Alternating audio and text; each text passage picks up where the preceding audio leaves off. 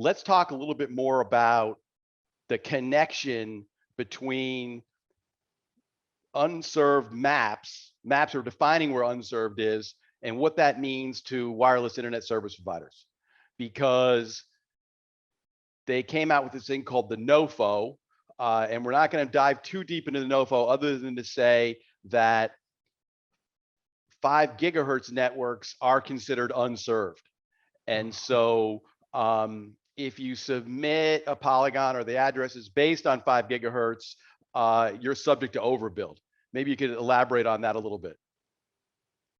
Yeah, so the NTIA looked at all the various technologies, and it seems they showed at least a little bit of bias or prejudice. And I think they've done this in the past with satellite. If you look even now, when you look at what you have to do for Form 477 and BDC, you have to specify whether or not you're low latency. There's this kind of minimum bar of whether or not you can meet 100 millisecond latency, which for anything terrestrial is pretty trivial, pretty easy, right? But for satellites, it becomes much, much tougher, at least for, traditional. The LEO, the low Earth orbit, it can definitely do that.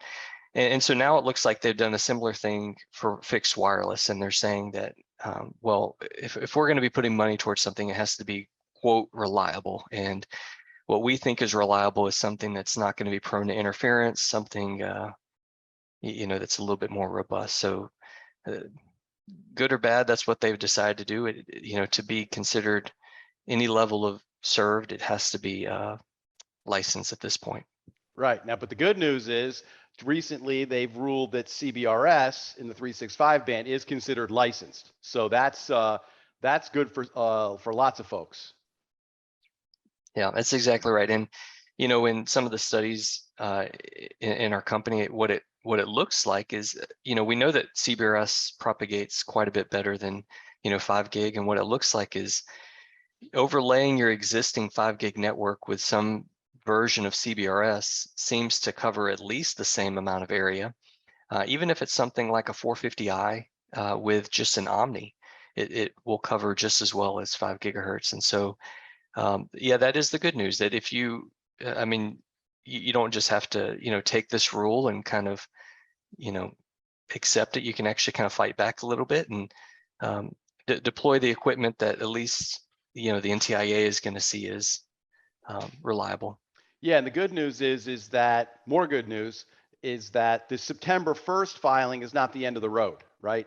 It's going to take a couple go rounds. I think the FCC has been very clear that, look, this is our first shot at this.